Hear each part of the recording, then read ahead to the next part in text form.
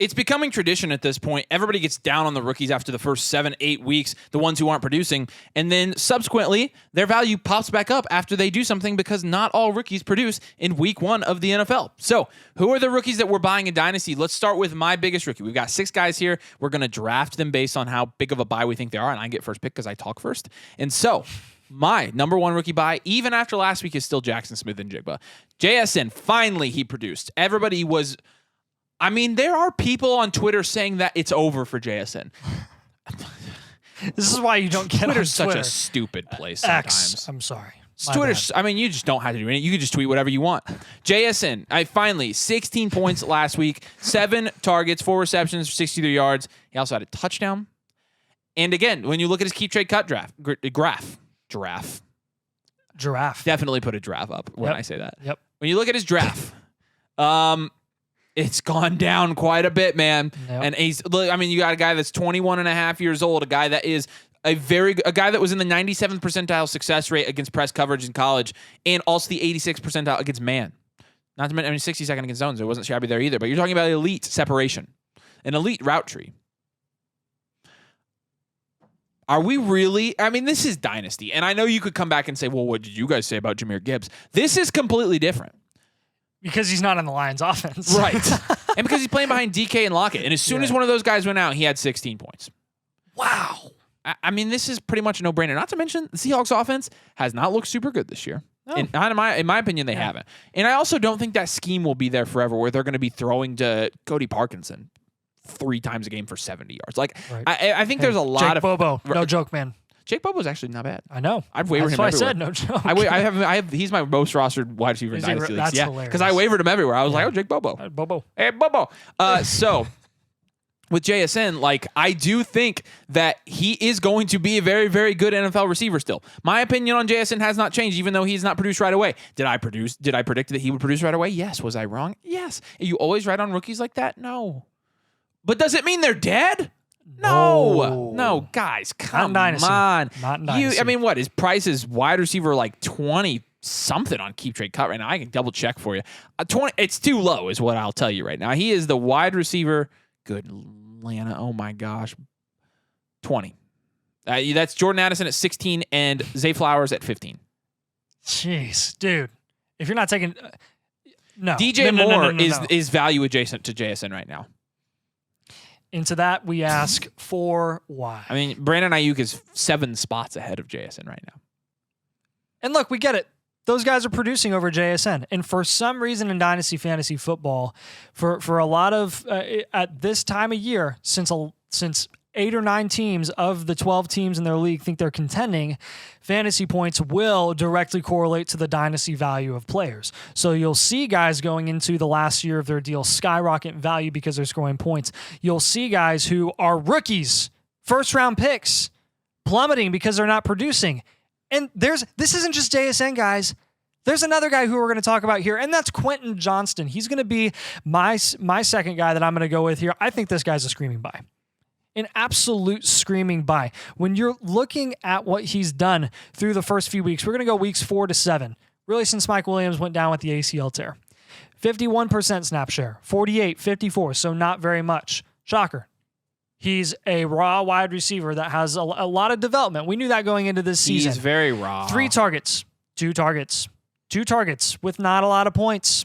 Not a lot of points. Now, did we think that his usage would go up a lot more than this once Mike Williams went down? Yeah, we did think it would go up a little bit. Not like super fantasy relevant little bit, but a little bit. What's he done? Not much since Mike Williams went down. Actually, really, jack squat. And now, Quentin Johnston is dead. Wide receiver 43 on keep trade cut. Just got first-round draft capital 7 games ago, dude. My gosh. And you have people on Twitter saying that, we should have never, he was always a project. He was always raw. We should have never believed in him. Wait. Pause. If he's a project and he's raw, why are we giving up on him after 7 career games? Guys, this is ridiculous because you have people saying get whatever you can for Quentin Johnston right now. The time to sell Quentin Johnston is not now. It's when he flashes. I mean, this is just bad dynasty strategy right here. Bad. You don't sell a guy at his absolute value crater. He's going as soon as he flashes again, the dude's back up. And then if you don't believe, you sell. But it's equally as likely that he actually flashes and is good because he was a first-round talent. He's a big body wide receiver that can run routes like a small body one. I mean, he's playing with Justin Herbert. We are so quick, man. I know. I know what you guys are going to say. Oh, you did this with Jahmyr Gibbs. I get it. Yeah. Different situation here. Is Quentin Johnston playing for the Lions? And he's a running back for the Lions. And was there a clear example of a rookie wide receiver no, we didn't have a DeAndre Swift situation with this. Why are we writing him off? This is absurd. Seriously, why? Like, look, with Quentin Johnston, I think we will say this again and again. I think over the next couple of years, you're going to see a lot of wide receivers written off after their rookie season because they don't produce like the Garrett Wilsons, like the Drake Londons, like the Chris Olaves, like the Justin Jeffersons and Jamar Chases of the last couple years. If they don't produce like that, they are going to plummet in value. And I think this is going to be a really good lesson for us to learn and something that we're going to have to navigate because you're going to have a lot of overreactions about guys like Quentin Johnston. And I don't think this is a one-time thing, guys. I think this will continue over the next couple of years. And I think the lesson to be learned from this is let's not value developmental receivers like Quentin Johnston as highly as we were going into this season. And then let's buy the dip once they inevitably fall. Once they don't put up numbers like Garrett Wilson in their rookie season. I'm going to take Will Levis next year because Will Levis, I mean, we had everybody saying, oh, with Will Levis, I mean, heck, he might come in and not start right away. And he was the QB 18 and QB 20 when people are saying that on Keep Trade Cut. And then all of a sudden that happened. I mean, he didn't come in, he didn't start right away. Well, it's plummeted his value. I mean, the value change is freaking crazy. First of all, a lot of that value change happened the night he fell in the draft. But second of all, he's still got early second-round draft capital, and the guy's the QB 31 on Keep Trade Cut. Have you seen the Titans' offense this year? It is so bad. It is so bad. Ryan Tannehill. I don't know what football you're watching. I cannot emphasize this enough. It's the best football I've seen in years. He is so bad. Not so good. bad. Guys, we will see Will Levis soon. Do you think the Titans traded up to the early second to grab Will Levis to never give him a shot at starting? This isn't a Trey Lance situation here, guys. That was an outlier. This is a situation where you have a team that is dramatically underperforming for their standards. They thought they were going to be contenders. They're clearly not. Their offense is very stagnant. They don't have any firepower at all. Their receivers are essentially in like purgatory. I mean, it's bad there. And so to suggest that Will Levis is somebody you should be giving up on right now, it's ridiculous. And again, when we're playing the market for these rookies, you're talking about a guy that will get a shot and he will flash. He will. Why? Because flashing relative to Ryan Tannehill doesn't mean much. It's the lowest bar you could possibly set. I understand that we will never be able to unsee the banana peel and the mayo and the coffee. I understand it. But you don't have to look much further than 5th-round draft capital Sam Howell, 3rd-round draft capital Desmond Ridder, 3rd-round draft capital Malik Willis last season. You don't have to look past those guys to know for a fact that when Will Levis starts, Will Levis will skyrocket in value. That's any quarterback. Literally any starting quarterback in the NFL. Will Levis will get his chance. And honestly, the Titans probably won't be, because it's a Mike Vrabel run offense, a Mike Vrabel run team. They're probably not going to have a top pick to draft a quarterback. They may be stuck trying out Will Levis next season. And he's got better draft capital, a better talent overall than any of these other guys that are starting right now in the NFL with worse draft capital. Exactly. A lot of people ask me, Avery, do you think Will Levis is going to start in Tennessee eventually? And what do I say to them? I say he will. He will. He will. will. And actually, for those of you who believe that Derrick Henry is going to get traded... Oh, Levis. No, it's too late. All right, whatever. No, I'm congratulating you. But you didn't even get it. Well, I got it now. Okay, all right, whatever. He will, Levis. For those of you that like emphasized it. For those of you who think that Derrick Henry may get traded this season, if you believe that, you have to simultaneously believe that they will start Will Levis at the same time. Will they? They will. Nice. They will. All right, who you got? Next guy that I'm going to have here. I'm going to go with Dalton Kincaid because it's such a dumpster fire at tight end right now. It could literally be any rookie tight end in this class who has a couple of good weeks that jumps into the top 6 tight ends in Dynasty Fantasy Football. Dalton Kincaid, first round tight end, first one off the board this year, ahead of the Dynasty darling Michael Mayer, ahead of all the other guys that people thought were better than Dalton Kincaid. Has 8 targets this week against New England for 8 receptions, 75 yards. Everybody say, finally! Finally! Let's go. This is what we wanted. Came a little bit later than we expected, but hey, what can you say? It's a rookie tight end. Not everyone can be Sam Laporta. That is an anomaly. That's very, very rare. Yeah. I mean, if only there were people that called that kind of stuff. That's crazy. Yeah, if only there were people that called Dalton Kincaid starting slow.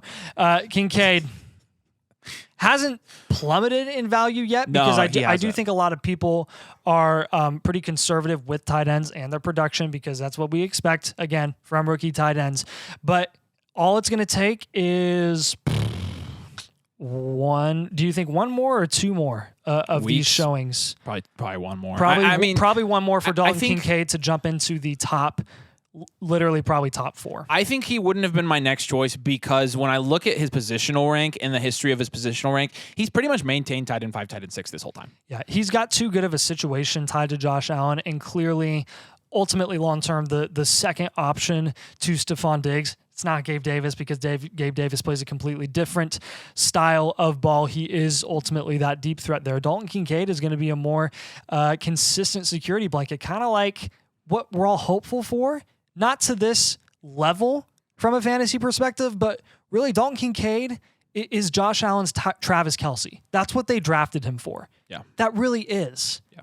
We're not saying Dalton Kincaid is Travis Kelce, but we are saying that it's just going to take 1 or 2 more weeks of this from Dalton Kincaid to skyrocket in value and become much, much, much more valuable than he is right now. I'm very confident in it.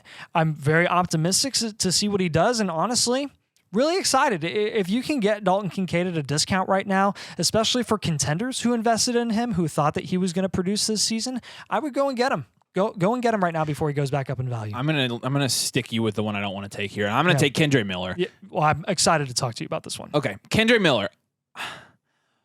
Look, I think a lot of people didn't expect Alvin Kamara to play most of the season, / didn't expect him to be as productive as he is. And so a lot of people are like, yeah, Kendre Miller, he was as high as the running back 25 on Keep Trade Cut in the last 6 months, and now he's been as low as the running back 37.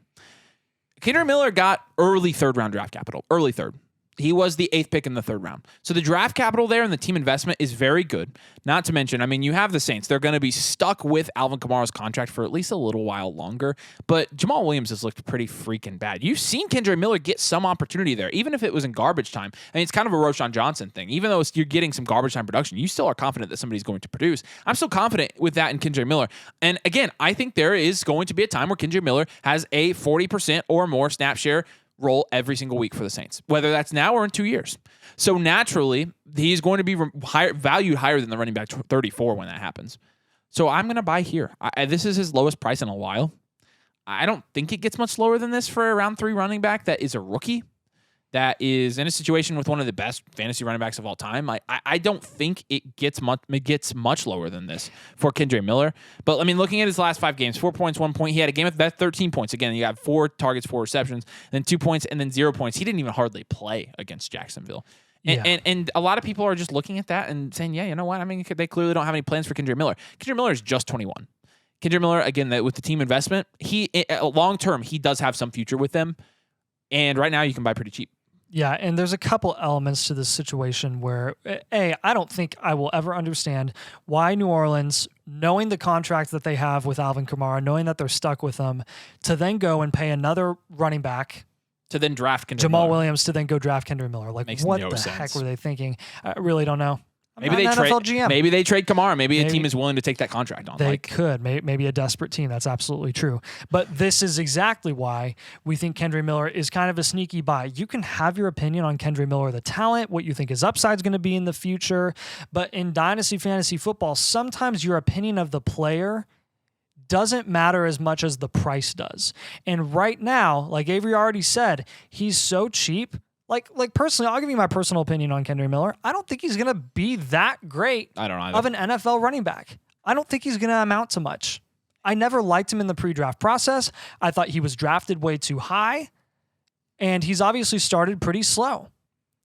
But you can't deny that the situation in the future is way brighter than it is right now. And with the investment that they've put into running backs so far, I don't think they can afford to invest in another running back in the near future outside of Kendre Miller. So with that in mind, you're like, well, yeah, duh. Kendre Miller is absolutely going to go up in value. If you don't believe in him as a talent and as a player with his fantasy upside, then trade him later at a premium. I think one of the best things that you can see from Kendre Miller over the first few weeks is that game against New England. Granted, Derek Carr's shoulder was shot, and it looks shot still. He looks horrible. But he did have 4 receptions on those 4 targets for 53 yards.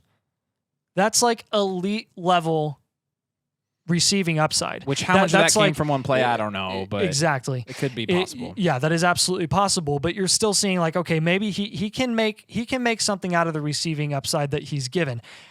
But we need to see more consistency from him before we're able to believe in him really as a talent long term.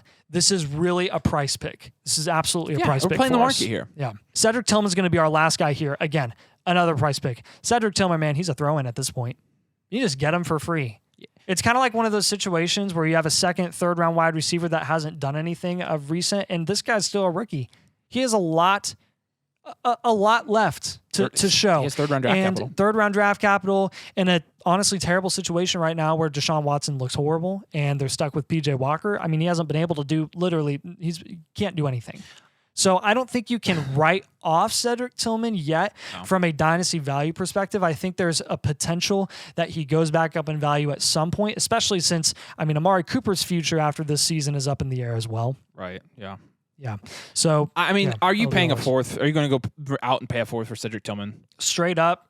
I'm not. No. So, I mean, this is one I'm just throwing in. This is a throw-in. So just put Cedric Tillman. Cedric Tillman as a throw-in in your trades. That's what we're going to say. All right, those are some rookies you should be buying in Dynasty leagues. If you want a team blueprint for your Dynasty team to give you an idea of what type of Dynasty team you have, give some grades for all your position groups, give you a 3-year direction for your Dynasty team, flockfantasy.com/domain. You sign up for the Mother Flocker tier. You get a team blueprint, and you get articles, you get rankings, all of it. It's a great place to be.